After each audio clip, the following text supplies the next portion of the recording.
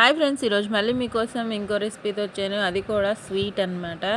జాంగ్రీ చేశాను నా స్టైల్లో. ఇంట్లో ఒక్కసారి ట్రై చేశాను అనమాట. చాలా బాగా వచ్చింది. మీరు ట్రై చేయండి. కాకపోతే షేప్ అవుట్ అయింది. ఇంకా ఫస్ట్ టైం చేశాను కాబట్టి ఇబ్బంది లేదు. నెక్స్ట్ టైం కరెక్ట్గా చేయగలను అన్న గ్యారంటీ నాకు నమ్మకం వచ్చింది. మీరు ట్రై చేయండి. మినప్పప్పు ఒక హాఫ్ కప్పు తీసుకున్నాను. చిన్న హాఫ్ కప్ అనే బదులు టీ గ్లాస్ అనుకోండి. టీ గ్లాస్ మినప్పప్పు నానబెట్టేసుకున్నాను. మార్నింగ్ మిక్సీ పట్టుకొని మెత్తగా మిక్సీ పట్టేసుకోవాలి. మనకి పేస్ట్ లాగా పట్టేసుకొని దాంట్లో ఫుడ్ కలర్ కొద్దిగా వేసుకొని చిటికెడు ఫుడ్ కలర్ వేసుకుంటే సరిపోతుంది. వేసుకొని చక్కగా స్పూన్ తీసుకొని బీట్ చేసుకుంటున్నాను. మీరు చేత్తో అయినా కలుపుకోవచ్చు, ఇబ్బంది లేదు. స్పూన్తో బీట్ చేసుకో. మనకి పిండి అనేది ప్లఫీగా రావాలన్నమాట. అప్పుడు జాంగ్రీ అనేది కరెక్ట్గా వస్తుంది. ఇదిగోండి, ఇలా నీట్గా ప్లఫీగా అయ్యేలాగా స్పూన్తో బీట్ చేసుకుంటున్నాను. నేను బీట్ చేసి పక్కన పెట్టుకున్నాను. ఈలోపు పంచదార పాకం పట్టుకుంటున్నాను. పాకం కోసం గిన్నె తీసుకొని 3 టీ గ్లాసుల పంచదార వేసుకుంటున్నాను. మీరు చేసే క్వాంటిటీని బట్టి చూసుకొని చేసుకోండి. ఇంకా 3 టీ గ్లాసుల పంచదార వేసుకొని వాటర్ కూడా టీ గ్లాస్కి 1 టీ గ్లాస్ అంత వాటర్ వేసుకున్నాను. 3 టీ గ్లాసుల వాటర్ వేసేసుకొని హై ఫ్లేమ్లోనే పెట్టుకున్నాను పంచదార కరిగేంతసేపు. దీంట్లో కూడా చిటికెడంత ఫుడ్ కలర్ వేసుకుంటున్నాను. ఎందుకంటే మనకి కలర్ రావాలి కాబట్టి జాంగ్రీ కలరు చిటికెడంత వేసుకొని పంచదార మిక్స్ అయ్యేంతసేపు స్పూన్తో కలిపేసుకుంటే సరిపోతుంది. హై ఫ్లేమ్లోనే పెట్టేసుకున్నాను. ఈలోపు ఇంకా ఒక కవర్ తీసుకున్నాను.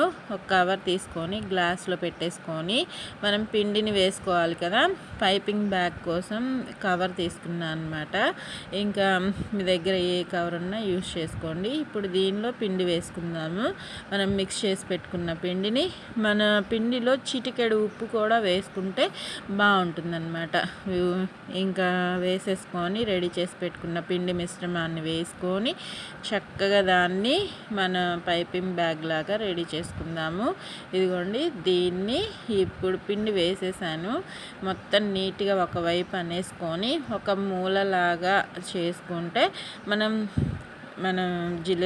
జాంగ్రీ వేయడానికి చక్కగా వస్తుంది. దీన్ని నేను ఇంట్లో ఉన్న హెయిర్ బ్యాండ్ ఉంటుంది కదా, రబ్బర్ బ్యాండ్, దాంతో క్లోజ్ చేసుకుంటున్నాను.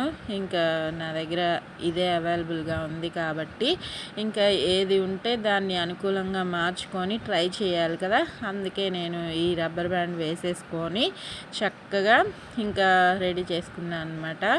ఇంకా దీన్ని ఈలోపు మన రెడీ చేసి పెట్టుకున్న పాకం కూడా ఇదిగోండి గులాబ్ జామ్ పాకంలా వస్తే సరిపోతుంది.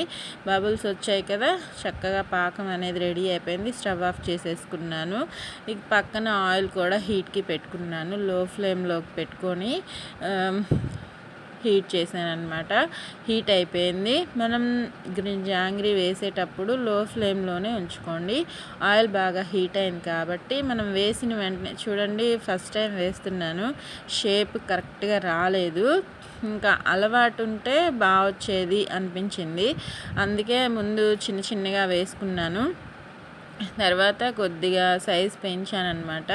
నాకు జాంగ్రీ షేప్ అయితే రాలేదు, జిలేబీలాగా వచ్చాయన్నమాట. సరేలే, ఫస్ట్ టైం ట్రై చేస్తున్నాను కదా అని చెప్పి నేనే సెల్ఫ్ సాటిస్ఫాక్షన్ తోటి ఇంకా వాటిని 2 వైపులా టర్న్ చేసుకొని బాగా కాస్త ఫ్రై అయ్యాయి అనుకున్న తర్వాత మన పాకంలో వేసేసుకోవాలి. పాకం ఇప్పుడే పట్టాం కాబట్టి హీట్లోనే ఉంది కాబట్టి వేసేసుకుంటే సరిపోతుంది. పాకం హీట్లో ఉంటే మనకి బాగా అబ్జర్బ్ అవుతుందన్నమాట. ఇదిగోండి, ఇవైతే ఫ్రై అయిపోయాయి. చూడండి, కనిపిస్తున్నాయి కదా. ఫస్ట్ టైం ట్రై చేశాను, బాగా వచ్చాయి. టేస్ట్ కూడా మా ఇంట్లో వాళ్ళకి నచ్చింది. ఇంకా ఇదిగోండి, పక్కనే ఉన్న పాకంలో, వేడిగా ఉన్న పాకంలో వేసుకొని అది కూడా 2 వైపులా టర్న్ చేసుకుంటే మనకి చక్కగా పాకం పడుతుంది. ఒక 10 మినిట్స్ ఇలా వదిలేస్తే చక్కగా పాకం పడుతుంది.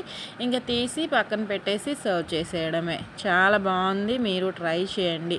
ఏ రెసిపీ అయినా మీరు ట్రై చేసిన తర్వాత మాత్రమే తెలుస్తుంది. ఇదిగోండి, కలర్ఫుల్ జాంగ్రీ అయితే సూపర్గా రెడీ అయిపోయింది. మనకి నచ్చిన విధంగా వచ్చిన విధంగా ఎప్పుడు చెప్పే విషయమే. ఆరోగ్యంగా తినండి, సంతోషంగా ఉండండి. చేసిన వెంటనే కాబట్టి క్రిస్పీగా ఉంది, జ్యూసీగా కూడా ఉంది. ట్రై చేసి చెప్పండి.